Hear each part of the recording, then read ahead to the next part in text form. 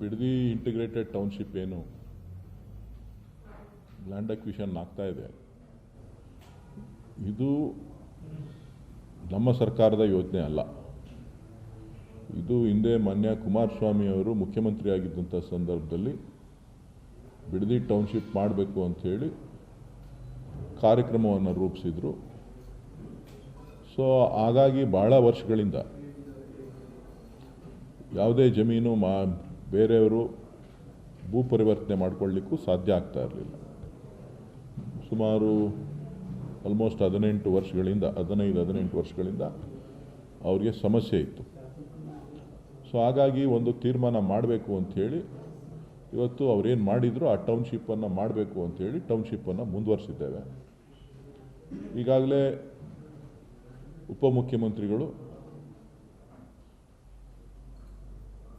ಜಿಲ್ಲಾಧಿಕಾರಿಗಳ ಜೊತೆ ಮತ್ತು ಸಂಬಂಧಪಟ್ಟಂಥ ಅಧಿಕಾರಿಗಳ ಜೊತೆ ಎಲ್ಲ ಚರ್ಚೆ ಮಾಡಿ ಪರಿಹಾರದ ಮೊತ್ತ 2013ನೇ ಕೇಂದ್ರ ಸರ್ಕಾರದ ಏನು ಮಾರ್ಗಸೂಚಿ ಇದೆ ಆ ಮಾರ್ಗಸೂಚಿಯಂತೆ ನಾವು ಎಲ್ರಿಗೂ ಕೂಡ ಪರಿಹಾರದ ಹಣವನ್ನು ಕೊಡ್ತೇವೆ ಅಂಥೇಳಿ ಸ್ಪಷ್ಟಪಡಿಸಿದ್ದಾರೆ. ಇದರಲ್ಲಿ ಯಾರಿಗೆ ಕೆಲವರಿಗೆ ಅನ್ಯಾಯ ಆಗ್ತದೆ ಅಂಥವರು ಕೆಲವು ಜಮೀನುಗಳು ಬೆಲೆ ಮೌಲ್ಯ ಕಡಿಮೆ ಇರೋದ್ರಿಂದ ಕನಿಷ್ಠ 1.5 ಕೋಟಿ ಹಣ 1 ಎಕರೆಗೆ ಸಿಗೋ ರೀತಿ ನಾವು ಜಿಲ್ಲಾಧಿಕಾರಿಗಳಿಗೆ ಮತ್ತು ಸರ್ಕಾರಕ್ಕೆ ನಾವು ಪರಿಶೀಲನೆ ಮಾಡಿ ಅದನ್ನು ಕೊಡೋ ರೀತಿಯಲ್ಲಿ ಮಾಡ್ತೇವೆ ಅಂತ ಹೇಳಿದ್ದಾರೆ. ನಮ್ಮ ಮುಖ್ಯ ಉದ್ದೇಶ ಹಣ ಕೊಡೋದಲ್ಲ, ರೈತರನ್ನು ಕೂಡ ಇದರಲ್ಲಿ ಪಾಲುದಾರರನ್ನಾಗಿ ಮಾಡ್ಕೊಳ್ತಕ್ಕಂಥದ್ದು. ನಾವು ಯಾರಿಗೂ ಹಣ ತಗೊಳ್ಳಿ ಅಂತ ಹೇಳ್ತಾ ಇಲ್ಲ. ಲ್ಯಾಂಡ್ ಶೇರಿಂಗ್ ಏನು ಬೇಸಿಸ್ ಇದೆ, ಇವತ್ತು ಶಿವರಾಮ್ ಕಾರಂತ್ ಲೇಔಟಲ್ಲಿರ್ಬೋದು, ಬೇರೆ ಕಡೆ ಏನು ಇದೆ, ಅದಕ್ಕಿಂತ ಹೆಚ್ಚಿನ ರೀತಿಯಲ್ಲಿ ಲ್ಯಾಂಡ್ ಶೇರಿಂಗಲ್ಲಿ ತೆಗೆದುಕೊಂಡ್ರೆ ಅವ್ರಿಗೆ ಅನುಕೂಲ ಆಗುತ್ತೆ ಅನ್ನೋವಂಥ ಉದ್ದೇಶದಿಂದ ಲ್ಯಾಂಡ್ ಶೇರಿಂಗಲ್ಲಿ ತಗೊಳ್ಳಿ, ನಿಮ್ಗೆ ಅನುಕೂಲ ಆಗುತ್ತೆ ಅನ್ನೋದನ್ನು ತಿಳಿಸಿದ್ದೇವೆ. ಜೊತೆಗೆ ಅವ್ರಿಗೆ ಏನು ವ್ಯವಸಾಯ ಮಾಡ್ತಾಯಿದ್ದಾರೆ, ತೋಟಗಳಿದೆ, ಬೇರೆ ಬೇರೆ ವೃತ್ತಿಗಳನ್ನು ಮಾಡ್ತಾಯಿದ್ದಾರೆ, ಕೂಲಿ ಮಾಡ್ತಾಯಿದ್ದಾರೆ, ಅವರೆಲ್ಲರಿಗೂ ಕೂಡ ಒಂದು ರಿಹ್ಯಾಬಿಟೇಷನ್ ಪ್ಯಾಕೇಜನ್ನು ಕೂಡ ಮಾನ್ಯ ಉಪಮುಖ್ಯಮಂತ್ರಿಗಳು ಘೋಷಣೆಯನ್ನು ಮಾಡಿದ್ದಾರೆ. ಇದರಲ್ಲಿ ಜನತಾದಳದವರು ಕೆಲವರು ಬೇಕು ಅಂಥೇಳಿ ರಾಜಕಾರಣ ಮಾಡ್ತಾ ಇದ್ದಾರೆ.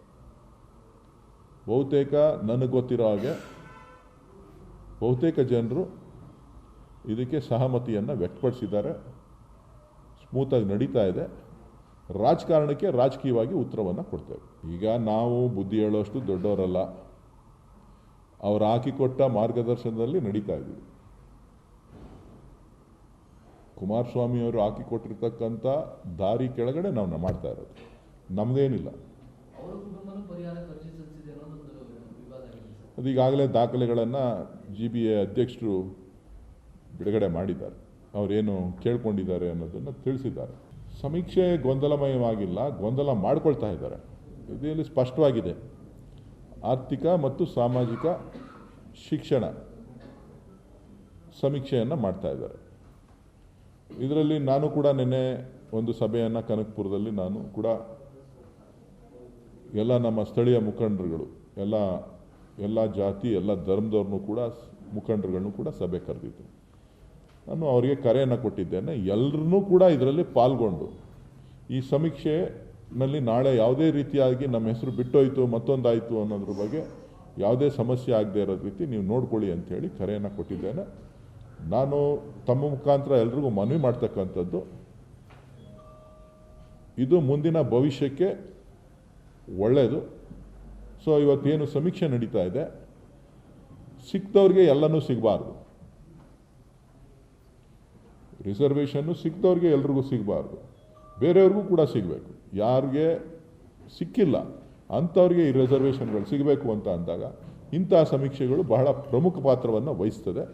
ಸೊ ಹಾಗಾಗಿ ಗ್ರಾಮೀಣ ಪ್ರದೇಶದಲ್ಲಿರ್ಬೋದು, ನಗರ ಪ್ರದೇಶದಲ್ಲಿರ್ಬೋದು, ಎಲ್ಲರೂ ಕೂಡ ಇದರಲ್ಲಿ ಭಾಗವಹಿಸಿ ಈ ಒಂದು ಸಮೀಕ್ಷೆಯಲ್ಲಿ ಬೇಕಾದಂಥ ಮಾಹಿತಿಯನ್ನು ಹಂಚ್ಕೊಳ್ತಕ್ಕಂಥದ್ದು ಒಳ್ಳೆಯದು ಅಂಥೇಳಿ ನಾನು ಭಾವಿಸಿದ್ದೇನೆ. ಸೊ ಈ ಕಡ್ಡಾಯ ಅಲ್ಲ ಅಂತಲ್ಲ, ಎಲ್ಲ ವಿಚಾರಗಳಲ್ಲೂ ಕೂಡ ಹೇಳೋ ಅಂಥ ಅವಶ್ಯಕತೆ ಇಲ್ಲ ಅಂತಲ್ಲ. ಸೊ ಎಲ್ಲಿ ಸುಮಾರು 60 ಪ್ರಶ್ನೆಗಳನ್ನು ಕೇಳ್ತಾ ಇದ್ದಾರೆ. 60 ಪ್ರಶ್ನೆಗಳಿಗೂ ಕೂಡ ಉತ್ತರ ಎಲ್ಲದಕ್ಕೂ ಕೊಡಬೇಕು ಅಂತೇಳಿ ಭಾಳ ಪ್ರಮುಖವಾಗಿರ್ತಕ್ಕಂಥ ಕೆಲವೊಂದು ಪ್ರಶ್ನೆಗಳಿಗೆ ಮಾಹಿತಿಯನ್ನು ಏನು ಅವಶ್ಯಕತೆ ಇರ್ತಕ್ಕಂಥದ್ದನ್ನು ಕೊಟ್ಟರೆ ಸಾಕು. ಇನ್ನು ಮಿಕ್ಕಿದ ಅವಶ್ಯಕತೆ ಇಲ್ಲದೇ ಇರೋದನ್ನು ಅವರಿಗೆ ಮನಸ್ಸಿಗೆ ನೋವಾಗ್ತಕ್ಕಂಥದ್ದು, ಅದು ಸಮಂಜಸ ಅಲ್ಲ ಅಂತಕ್ಕಂಥದ್ದು, ಬೇರೆನವರು ಡಿಸ್ಕ್ಲೋಸ್ ಮಾಡ್ಕೊಳ್ಳೋಕ್ಕಾಗಲ್ಲ ಅಂತಕ್ಕಂಥದ್ದನ್ನು ಅದನ್ನು ಕೊಡಲಿಲ್ಲ ಅಂದರೆ ಏನು ಅವಶ್ಯಕತೆ ಇಲ್ಲ. ಈಗ ಸ್ವಲ್ಪ ತಿಂಗಳಲ್ಲಿ ಎಲ್ಲ ಸಮೀಕ್ಷೆಗಳಲ್ಲೂ ಕೂಡ ಒಂದೊಂದು ಪ್ರಶ್ನೆಗಳು ಬರ್ತದೆ. ಅದನ್ನು ಯಾಕೆ ಕೇಳ್ತಾರೆ ಅಂತ ನೀವು ಬಲ್ಲಿದ್ದೀರಾ ಬಡವರ ಅಂತ ತಿಳ್ಕೊಳ್ಳೋದಕ್ಕೆ. ಸೊ ಎಷ್ಟೋ ಜನರಿಗೆ ಚಿನ್ನ ಬೆಳ್ಳಿ ಕನಸಿನ ಮಾತು. ಯಾರಿಗೆ ಹೇಳಿ? ಎಷ್ಟೋ ಜನರಿಗೆ ಚಿನ್ನ ಅಂತಕ್ಕಂಥದ್ದು ಕನಸಿನ ಮಾತು. ಇದ್ರ ಬಗ್ಗೆ ಯೋಚನೆ ಮಾಡೋರು ಯಾರು? ಚಿನ್ನ ಇಟ್ಟಿರೋರು, ಬೆಳ್ಳಿ ಇಟ್ಟಿರೋರು. ಚಿನ್ನ ಹಿಡ್ದಿರೋರು ಯಾಕೆ ಯೋಚನೆ ಮಾಡ್ತಾರೆ? ಅಯ್ಯೋ ನನ್ನ ಹತ್ರ ಏನಿಲ್ಲ ಕಣಪ್ಪ, ಏನು ಬೇಕಾದ್ರೆ ಬರ್ಕೊ ಹೋಗು ಅಂತಾರೆ. ಹೌದಾ ಅಲ್ವಾ? ಹಾಂ, ಇಟ್ಟಿರೋರು ಯೋಚನೆ ಮಾಡ್ತಾ ಇದ್ದಾರೆ ಹೊರತು ಹಿಡ್ದೇ ಇರೋರು ಇದ್ರ ಬಗ್ಗೆ ಯೋಚನೆ ಮಾಡ್ತಾ ಇಲ್ಲ. ನಾವು ಗಮನಿಸ್ತಾ ಇರೋದು, ನಮ್ಮ ಸರ್ಕಾರ ಗಮನಿಸ್ತಾ ಇರೋದು, ಯಾರಿಗೆ ನಿಜವಾಗ್ಲೂ ಏನೂ ಇಲ್ಲ ಅಂಥವರನ್ನು ಮೇಲೆತ್ತಲಿಕ್ಕೆ ಯಾವ ರೀತಿಯ ಕಾರ್ಯಕ್ರಮಗಳನ್ನು ಕಾಂಗ್ರೆಸ್ ಸರ್ಕಾರ ಕೊಡಬೇಕು ಅನ್ನೋಂಥ ಚಿಂತನೆಯನ್ನು ಇಟ್ಕೊಂಡಿದೆ. ಅಶೋಕ್ ಅವರು ಸ್ವಲ್ಪ ಹೇಳ್ತೀನಿ ಕೇಳ್ರಿ, ಇಲ್ಲಿ ಜಾತಿ ಗಣತಿನ ವಿರೋಧ ಮಾಡ್ತಾ ಇದ್ದಾರೆ. ಇದು ಜಾತಿ ಗಣತಿ ಅಲ್ಲ. ಕೇಂದ್ರ ಸರ್ಕಾರ ಕೂಡ ಘೋಷಣೆ ಮಾಡಿದ್ದೆ ಆರ್ಥಿಕ ಸಮೀಕ್ಷೆಯನ್ನು ನಾವು ಮಾಡ್ತೇವೆ ಅಂಥೇಳಿ. ಅವರು ಜಾತಿ ಗಣತಿನೇ ಅನ್ನೋದಾದರೆ ಅವರು ಒಂದು ಕರೆಯನ್ನು ಕೊಡಲಿ. ಅವರಿರ್ಬೋದು, ಸಿ ಟಿ ರವಿ ಇರ್ಬೋದು, ನಾರಾಯಣ ಸ್ವಾಮಿ ಅವರಿರ್ಬೋದು, ಯಾರ್ಯಾರು BJP JDS ನಾಯಕರುಗಳು, ನಾವು ಹಿಂದೂ, ಜಾತಿ ಯಾವುದು? ಜಾತಿ ಯಾವುದು? ಹಿಂದೂ. ಅದನ್ನು ಬಿಟ್ಟು ಬೇರೇನೂ ಹೇಳೋದು ಬೇಡ. ಕರೆ ಕೊಡಲಿ, ಅವ್ರು BJPಯ ಕಾರ್ಯಕರ್ತರಿಗೆ ಅವರು ಕರೆ ಕೊಡಲಿ. ನಾವು ಅವರು ಸಮಾನವಾಗಿ BJPಯ ಆಡಳಿತ, ಅವರು ಸಮಾನವಾಗಿ ಎಲ್ಲರನ್ನೂ ಕೂಡ, ಎಲ್ಲ ಧರ್ಮದವ್ರನ್ನೂ ಎಲ್ಲ ಜಾತಿಯವ್ರನ್ನೂ ಸಮಾನವಾಗಿ ನಾವು ಪರಿಶೀಲನೆ ಮಾಡ್ತಾ ಇದ್ದೇವೆ, ನಾವೆಲ್ಲರನ್ನೂ ಜೊತೆಲೇ ತೊಗೊಂಡು ಹೋಗ್ತಾ ಇದ್ದೇವೆ ಅಂತಕ್ಕಂಥದ್ದು ಏನಾದ್ರು ಅವರಲ್ಲಿ ಭಾವನೆ ಇತ್ತು ಅಂತಂದರೆ, ಅವರ ಪಕ್ಷ ಹೇಳ್ತದೆ ಅನ್ನೋದಾದರೆ ಹಿಂದೂ ಅಂತಲೇ ಬರ್ಸ್ಲಿಕ್ಕೆ ಹೇಳಿ, ಒತ್ತಾಯ ಮಾಡಲಿ, ಕ್ಯಾಂಪೇನ್ ಮಾಡಲಿ. ಏನಂತ? ಹಿಂದೂ, ನಾವೆಲ್ಲ ಒಂದು ಅನ್ನೋದನ್ನು ಹೇಳಿ. ಅಲ್ಲ, ನನಗೆ ಗೊತ್ತಿಲ್ಲ. ಸ್ವಲ್ಪ ನಾವು ಜಾತಿ ಹೊಡಿತಾ ಇದ್ದೀವಿ, ಧರ್ಮ ಹೊಡಿತಾ ಇದ್ದೀವಿ ಅಂತ ಪದೇ ಪದೇ ಆರೋಪ ಮಾಡ್ತಾರಲ್ಲ, ನಾವು ಭಾರತೀಯರು, ಹಿಂದೂಗಳು ಅಂತ ಹೇಳಿ ಅವರು ಕಾರ್ಯಕರ್ತರುಗಳಿಗೆ, ಅವ್ರ ಶಾಸಕರುಗಳಿಗೆ, ಅವರಿಗೆ ಮುಖಂಡರುಗಳಿಗೆ ಎಲ್ರಿಗೂ ಕೂಡ ಕರೆ ಕೊಡಲಿ, ಕ್ಯಾಂಪೇನ್ ರನ್ ಮಾಡಲಿ. ಅವರು ಹಳ್ಳಿಗೆ ಹೋಗಿ ಹೇಳಲಿ, ನಾವು ಹಿಂದೂಗಳು ಅಂತ ಬಿಟ್ಟು ಬೇರೆ ಏನೂ ಬರ್ಸೋದಿಲ್ಲ ಅಂತ ಹೇಳ್ಬಿಟ್ಟು ಅಲ್ಲಿಗೆ ಮುಗೀತಲ್ಲ, ನಾವೆಲ್ಲ ಒಂದು. ಹಾಂ, ಜಾತಿ ಎಲ್ಲಿ ಬಂತು?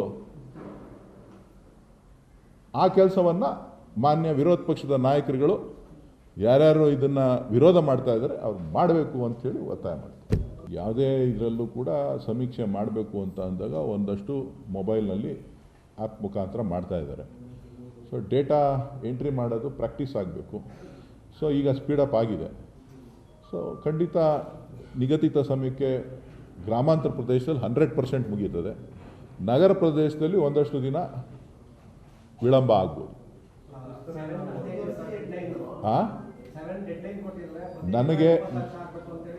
ನಾನು ಹೇಳ್ತಾ ಇದ್ದೀನಿ ಕೇಳಿ, ನನ್ನ ಪ್ರಕಾರ, ನನಗೆ ಇರೋವಂಥ ಒಂದು ಸಣ್ಣ ಅನುಭವದ ಪ್ರಕಾರ, ಗ್ರಾಮೀಣ ಪ್ರದೇಶದಲ್ಲಿ ಬಹುತೇಕ ಆ ಟೈಮ್ ಒಳಗಡೆ ಸಂಪೂರ್ಣವಾಗಿ ಮುಗೀತದೆ ಗ್ರಾಮೀಣ ಪ್ರದೇಶದಲ್ಲಿ. ನಗರ ಪ್ರದೇಶಕ್ಕೆ ಇನ್ನೊಂದಷ್ಟು ಹೆಚ್ಚು ಕಾಲಾವಕಾಶ ಬೇಕಾಗ್ಬೋದು. ಅದು ಸರ್ಕಾರ ತೀರ್ಮಾನ ಮಾಡ್ತದೆ, ಅದು ಆಯೋಗ ತೀರ್ಮಾನ ಮಾಡ್ತದೆ. ಐ ಲವ್ PM ರೋಡ್ ಪಾಟ್ ಹೋಲ್ಸ್ನು ಇವತ್ತು ರಿಲೀಸ್ ಮಾಡೋಕ್ಕೆ ಹೇಳಿದ್ದೀನಿ.